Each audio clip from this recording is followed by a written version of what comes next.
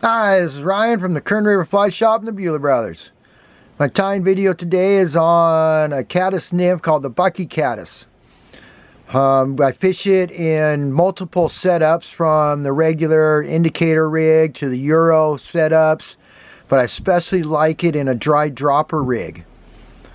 You can see here, this one I have is size 16. I tie it on a standard scud hook with a 7/64 tungsten black nickel bead. I don't add any extra wire wraps. You can if you want to make it get down a little deeper, if you want to make it a little heavier. But when I use it for my dry dropper rig, I find that tungsten bead is just enough weight to get the fly down, but it doesn't alter how whatever fly you're using for your dry dropper rig, it doesn't alter how it rides or flows on the water. So it just has just enough weight to get down, but it doesn't affect how the top one drifts. And oftentimes I find when you set your weights up just right in your dry dropper rig, you'll get more strikes on both flies than you would if you have a little bit heavier nymph and having to just sit, the dry will sit just a little bit heavier in the water and you won't quite get as many takes on it. So when you're setting up your dry dropper rig, keep that in mind and don't choose too heavy of a dropper. Okay, we're going to start off, like I said, we do it on a standard scud hook, and this is size 16 with the 7/64 black nickel tungsten bead. Let me get one going here. One of the things I really like about this fly also is it uses very few materials, and they're also inexpensive and durable materials, which is an added bonus if you can get that in any fly. Besides having it catch fish, if you can get it where it's inexpensive and easy to tie, that's all bonus. So we're going to start with our hook and bead here. Use black thread. This happens to be, let's see what we got here, a uni 8/0, but any black thread will work. And we'll get that going on the hook here. I like to fish this all throughout the Sierras, any of the waters. Great thing about our Sierras, the caddis are plentiful, and it's a really fun hatch or bug to fish out there. And we'll get it wrapped down here. And our first material we're going to use, there's 3 materials we use for our fly besides the hook, the bead, and the thread. And the first one's going to be our vinyl ribbing, that V-rib. Here we go. And this is a small and dark olive. It's a vinyl, piece of vinyl. I don't know, it's not tubing, it's just a straight piece of vinyl that's flat on one side and it's curved on the other side. I know it's going to be really hard here for you guys to see that. But I'll take it and I'll put the flat side of the material onto the hook itself. There you go. So I'll put it in facing towards us. Reel in some thread. And the one thing about the vinyl, it's really kind of a slick material. So if you try to crank down and tighten it right now, it's going to twist it all around the hook. So come down with nice kind of loose wraps. And you get down to here, pull it on the other side of the hook. We're going to keep it straight. So when we wrap it, we're going to have that curved side up. And then as we come up, now we can do more securing wraps. Like I said, that material is really slick, and if you started cranking down right away, all it would do is just twist and spin around your hook and be really hard for you to tie in. I'm going to bring our thread back here so we can start our dubbing. Hang on a second, got my thread wrapped around my bobbin all funky here. Take a few seconds to straighten that out. Let's see, one more. There we go. Okay, our next material that we're going to use, it's our main body material, is a Hairtron in Caddis Green. It's a mixture of hare's ear dubbing with an Antron. And the Antron gives it a little sparkle and a little translucency. And it's a really nice material to use for any of your caddis nymphs or caddis, even the dries. Let me get that out of the way. And one thing to keep in mind If you don't have any of these particular materials that Rob and I talk about in our videos, it's okay to substitute something. If you don't have this green, caddis green Hairtron, but you have a green hare's ear, use it. Or if you have a green Antron only, go ahead and use it. Don't be afraid to substitute. It's better to substitute something and tie the fly and get some in your box than not tie anything at all. There we go. We're going to get back. And one good thing about caddis nymphs is they're kind of bulky and they're not real delicate like mayflies, so they're a little easier to tie. You don't have to be quite as precise. We'll get just a little more dubbing here. And the one thing about this Hairtron is it's kind of spiky.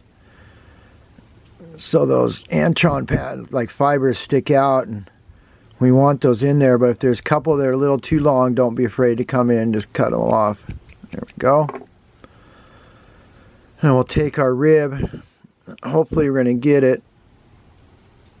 There we go. You can see the round side is facing up. And we're just going to spiral wrap this through right up to our bead, and then we'll tie it off. One thing, the vinyl and the V-rib, the vinyl rib, and gives it nice durability when you wrap it through that Hairtron. That dubbing is not going to come falling off after 1 or 2 fish. But also it shows a nice segmentation there, and the color contrast, which is a lot of bugs in nature always have a color contrast. It's rare that they're all one color. The fish can really key in on that, and you can have a nymph, the same nymph, but without that ribbing, and it'll catch a few, but you put that ribbing, that color contrast in there, and it can really kick up your fish rate, let alone make it more durable, so when you are catching fish, that one fly is going to last longer and keep catching them over and over again instead of falling apart. We have one more material to add in. I want to mention here on scud hooks, they have that curve to them, so oftentimes you get down to the eye and you have the shank of the body horizontal, but when you get down to the eye to tie in that last material, it kind of starts curving down. It can get hard to bring your thread in there. You got to start going at an angle. One thing to do, I like to do, is take my fly and I'll reposition it and just move it up. So that part of the hook now is the horizontal part, more up towards the eye. And you can see my thread wraps around much easier, and it's much easier to tie in material there, especially if you have a real delicate or a tough material to tie in. It's easier to do that. Our last material is going to be the peacock ice dub. It's one of the better, more modern materials that are out there for nymphs, the ice dub material. Peacock's our favorite color, but it comes in many colors, and try them all out for a little added sparkle to your flies up in the thorax of your nymphs, or even the whole body. And the ice dub's really a great material. We're going to add just a little bit here at the end. You can see it's nice and sparkly, has different hues to it, but it's also comes out a little spiky and uncontrolled, which is great for your nymphs, especially caddis nymphs. That should be enough. Do 1, 2, 3 wraps, and you can see how it's all buggy looking. It's all hanging out. If they're too long, go ahead and just grab them and pick them out of there or cut them. But remember to leave them kind of buggy and spiky looking. A lot of the caddis have the natural caddis have a lot of little appendages coming off them. So those little extra spiking dubbing that's hanging out is an added bonus to it, and it'll help attract the fish a little bit more. So finish it off, do a half hitch or 2 or your whip finish. There we go. You can add whatever head cement you prefer. And again, if it's a little too spiky or a little too buggy, trim it up a little. And then if you want it a little bit more, and a little piece of Velcro, and you can pull all those fibers out to make it a little buggier looking. There, that's pretty good. I like that right there. And you can see I had a little thread coming loose. That's why you do 2 or 3 half hitches or whip finish just in case, and put a good glue on there. You don't want that falling apart out on the water. There we go. Lately I've been using super glue for my head cement. This is ultra liquid control. Takes a little, just a hair longer to set up, so you have a little bit more working time. Let's see, I'll put a little bit on the end of a pin, and I'll come in and get right in on those threads. And it really locks them in and makes it super durable. Like I said, when you're out on the water and you're starting to catch fish after fish with it, you don't want to have it falling apart, having to change your setup. You want to keep that same fly in the water. So give this one a try. It's a great caddis pattern, like I said, to fish throughout the Sierras. I especially like it in a dry dropper rig. Either off a stimulator or hopper, or even a big elk hair caddis. About 3 to 4 feet of, say, 4 to 5x fluorocarbon. I like 4x myself. 3 to 4 feet of that, hang it off that, and drift it through a lot of your typical runs, and you should have really good success out there when the caddis are on the water.